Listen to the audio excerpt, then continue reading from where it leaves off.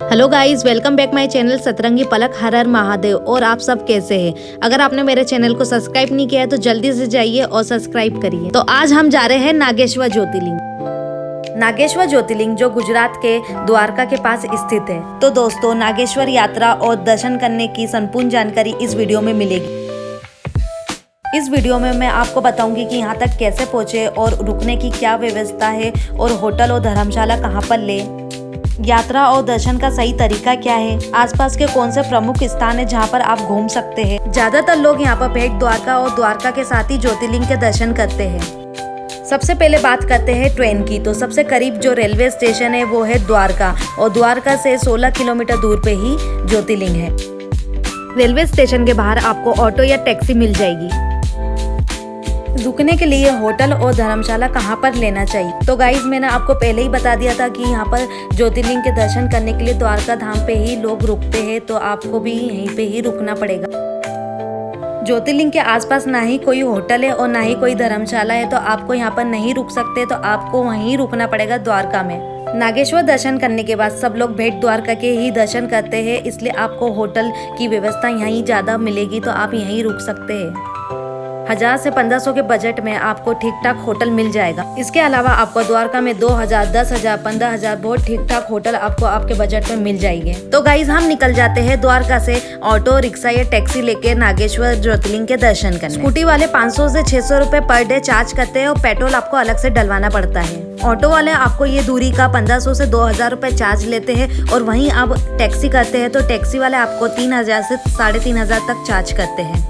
भगवान शिव 12 ज्योतिर्लिंग में से 10वें स्थान पे नागेश्वर ज्योतिर्लिंग आते हैं। तो चलिए, बहुत ही शानदार सफर करके हम पहुंच जाते हैं नागेश्वर ज्योतिर्लिंग के दर्शन करने।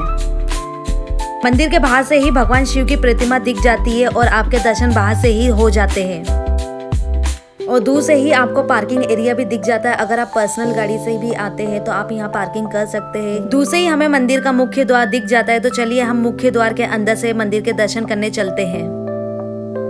ये मंदिर का मुख्य द्वार है, तो आपको इसी के अंदर आना है और यहीं पे ही चप्पल जूते सब उतार के आप लग जाते हैं लाइन में। तो चलिए, मैं आपको बताती हूँ दर्शन करने का सही तरीका क्या है। मंदिर से अंदर आके अपन लग जाते हैं लाइन में, और लाइन में सब हर हर महादेव बोल बोल के सब आगे बढ़ रहे थे।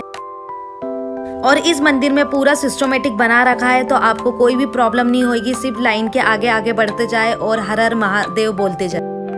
बड़े से लेके बुजुर्ग या बच्चे सबको लाइन में लगना पड़ता। और यहाँ की सबसे स्पेशल बात यही है कि यहाँ पर कोई वीआईपी कार्ड नहीं चलता है, कोई वीआईपी एंट्री नहीं है। सबको एक साथ लाइन में लगना है और आगे बढ़ना है। और उसके बाद हम आ जाते हैं अंदर की तरफ। मंदिर के अंदर आ जाते हैं और मंदिर में बहुत बड़ा त्रिशूल भी लगा हुआ है, आप देख सकते हैं। और इसके दर्शन करके हम लाइन में आगे बढ़ जाते हैं। मंदिर के बाहर भी प्रसाद मिल जाता है और मंदिर के अंदर भी प्रसाद मिल जाता है। आपको जिस टाइप का प्रसाद चाहिए वो बना के दे देते हैं, और प्रसाद लेके आप अंदर चले जाते हैं। मंदिर के अंदर प्रवेश करके चलिए, अब हम चलते हैं महादेव जी के दर्शन करने। और गर्भगृह थोड़ा नीचे की तरफ है, तो आपको ऊपर की तरफ से दर्शन करने पड़ते हैं, लेकिन दर्शन बहुत ही अच्छे से हो जाते हैं।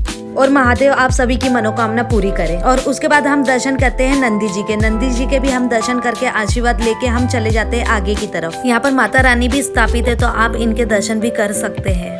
मंदिर में बहुत बड़ा हॉल है, तो यहाँ पर अभिषेक भी करवा सकते हैं, लेकिन यहाँ पर काल के सर्व दोष की पूजा होती है, तो बहुत दूर दूर से लोग यहाँ पर पूजा करवाने आते हैं। और फिर हम बाहर की तरफ आ जाते हैं।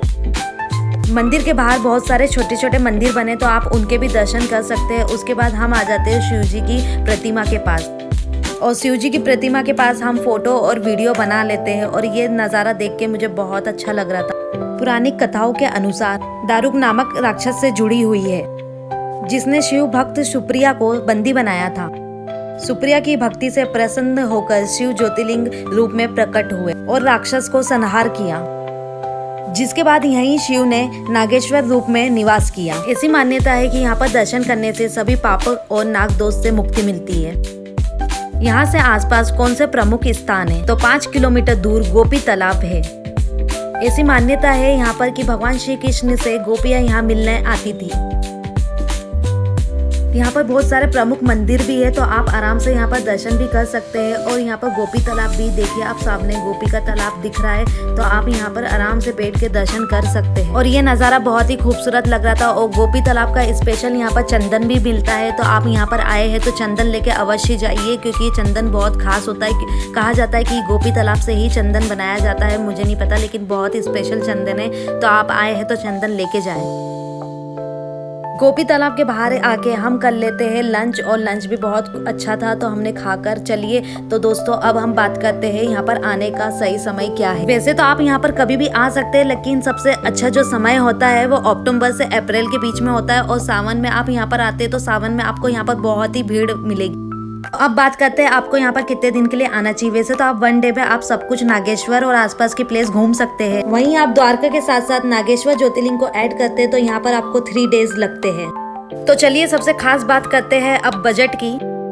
अगर आप नागेश्वर के दर्शन करना चाहते हैं तो 1500 से 2000 प्लस ट्रेन टिकट में आप अच्छे खासे दर्शन कर सकते हैं। अगर आप नागेश्वर, भेट द्वारिका और द्वारिका आते हैं, 2 डेज 1 डे का प्लान बनाते हैं और 2 से 3 लोग हैं, तो आप बहुत अच्छे खासे 7 और 8 हजार में प्लस ट्रेन टिकट में बहुत अच्छे खासे दर्शन कर सकते हैं। तो गाइज मैंने इसमें आपको छोटी से बड़ी सारी इन्फॉर्मेशन दे दी। अगर फिर भी कुछ रह जाता है तो आप मुझे कमेंट्स करके जरूर बताइए, मैं आपको उसकी इन्फॉर्मेशन भी बता दूंगी। दोस्तों आपको ये वीडियो कैसा लगा और ये वीडियो आप कहाँ से देख रहे हैं मुझे कमेंट्स करके जरूर बताइए।